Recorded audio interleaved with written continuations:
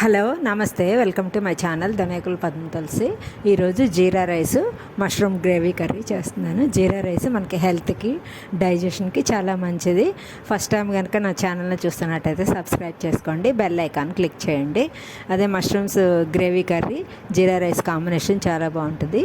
దీంట్లోకి జీరా రైస్లోకి ఏదైనా సరే గ్రేవీ కర్రీ చాలా బాగుంటుంది. మష్రూమ్స్ మేము దొరికినప్పుడు తెచ్చి పెట్టుకొని ఆవగలేసి డీప్ ఫ్రిడ్జ్లో పెట్టాము. అది ఇప్పుడు జీరా రైస్లోకి ముందుగా 2 స్పూన్స్ జీలకర్ర తీసుకొని దాన్ని కొద్దిగా దంచుకోవాలి ఫ్లేవర్ కోసం అని. అంటే మరీ ఎక్కువ కాదు, కొద్దిగా దంచుకొని వేడి నీళ్ళు కొద్దిగా మరగబెట్టి అది ఒక గిన్నెలో వేసి ఆ నీళ్ళల్లో పోసి మూత పెట్టి ఒక 10 నిమిషాలు పక్కన పెట్టుకోవాలి. దీంట్లోకి నెయ్యి అయితే బాగుంటుంది. ఒక కుక్కర్లో 2 స్పూన్స్ నెయ్యి వేసుకొని నేను ఒక గిన్నె బియ్యం తీసుకున్నాను. గిన్నె బియ్యం కడిగి పక్కన పెట్టాను. అలాగే గిన్నెకి 2 గిన్నెలు నీళ్లు కావాలి.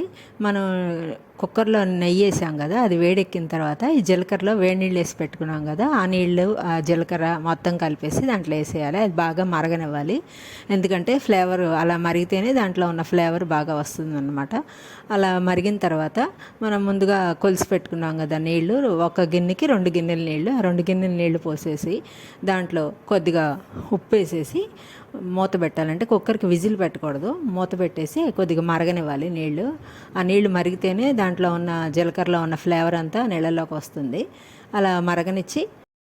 అలా మరుగుతున్న నీళ్ళల్లో ముందుగా కడిగి మనం బియ్యం వడేసి పెట్టుకున్నాం కదా, ఒక గిన్నె బియ్యం దాంట్లో వేసేసి ఒకసారి కలపాలి. అలాగా నీళ్లు మరగనిచ్చి అలా మరిగితేనే మనకి జీలకర్ర ఫ్లేవర్ బాగా వస్తుంది.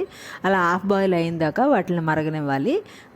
మరిగిన తర్వాత మూత పెట్టి విజిల్ పెట్టుకోవాలి.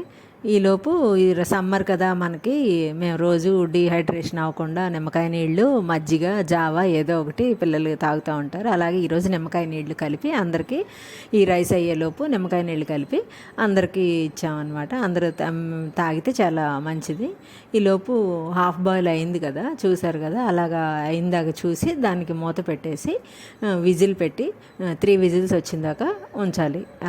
3 విజిల్స్ వచ్చిన తర్వాత దాన్ని తీసి పక్కన పెట్టేసి ఇప్పుడు మష్రూమ్ కూరకు కావాల్సింది కారము, ఉప్పు, అల్లం పేస్టు, ఉల్లిపాయ, పచ్చిమిరపకాయలు, టమాటాలు 1/4 కిలో, ధనియాల పొడి, నూనె తీసుకుని అంతే. ఒక ప్యాన్లో 2 స్పూన్లు నూనె వేసుకొని నూనె కాలిన తర్వాత మనం జీలకర్ర వేసుకోవాలి. ఆ జీలకర్ర మనకి ఆవాలు, తాలింపు గింజలు ఏమీ ఎక్కర్లేదు. కొద్దిగా జీలకర్ర వేగిన తర్వాత పచ్చిమిరపకాయలు, ఉల్లిపాయలు వేసుకుని వేపాలన్నమాట. ఆ 2 పచ్చిమిరపకాయలు కొద్దిగా వేగేటప్పుడు ఉప్పు వేసుకుంటే కొద్దిగా తొందరగా ఎగుతుంది. ఉల్లిపాయలు, పచ్చిమిరపకాయలు వేగిన తర్వాత దాంట్లో 2 స్పూన్ల అల్లం పేస్ట్ వేసుకొని అల్లం పచ్చివాసన పోయేదాకా వేపుకోవాలి. దాంట్లోనే కొద్దిగా పసుపు కూడా వేసుకొని అల్లం పచ్చివాసన పోయేదాకా వేపేసుకోవాలి మూత పెట్టేసి. 2 వేగిన తర్వాత ఉల్లిపాయలు, అల్లం వేగిన తర్వాత దాంట్లోకి మనం టమాటాలు కోసి పెట్టుకున్నాం కదా, ఆ టమాటాలు వేసేసి మూత పెట్టేయాలి. ఆ టమాటాలు మగ్గితేనే కూర బాగుంటుంది అనమాట. ఈ మష్రూమ్ కూర మీరు కూడా ట్రై చేయండి, ఎలా ఉందో ఒకసారి టేస్ట్ చేయండి. అలా టమాటాలు వేగిన తర్వాత టమాటాకు గుజ్జు వచ్చిందాక వాటిని మూత పెట్టేసి ఉడకనివ్వాలి. ఉడికితేనే టమాటా గుజ్జు వస్తేనే కూరలో బాగుంటుంది. అలాగా ఉడికిన తర్వాత ఈలోపు రైస్ కుక్కర్ 3 విజిల్స్ వచ్చినాయి కదా, చూసి విజిల్ వచ్చేసిన తర్వాత తీసి రైస్ అయిపోయింది, తీసి దాన్ని గిన్నెలోకి సర్వ్ చేసుకుంటే బాగుంటుంది. చూడండి, జీరా రైస్ అయిపోయింది. వేడివేడిగా జీరా రైస్ చాలా బాగుంటుంది, మీరు కూడా ట్రై చేయండి.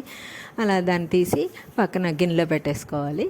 పెట్టుకున్నాక ఇప్పుడు ఈ టమాటాలు ఉడికినాయేమో చూసుకొని, టమాటాలు ఉడికిన తర్వాత ఒకసారి మొత్తం కలుపుకొని, టమాటాలు మొత్తం ఒకసారి ఉడికిన గుజ్జులాగా వచ్చేసింది. ఆ గుజ్జు వచ్చిన తర్వాత దాంట్లోకి మనం మష్రూమ్స్ ఉన్నాయి కదా, అవి దాంట్లో వేసేసుకొని ఒకసారి దాంట్లో మష్రూమ్స్ వేసుకున్నాక దానికి తగిన కారం వేసుకొని మొత్తం ఒకసారి ధనియాల పొడి కూడా వేసుకొని మొత్తం కలిపి ఒకసారి తిప్పేసి మూత పెట్టి పక్కన పెట్టుకోవాలన్నమాట.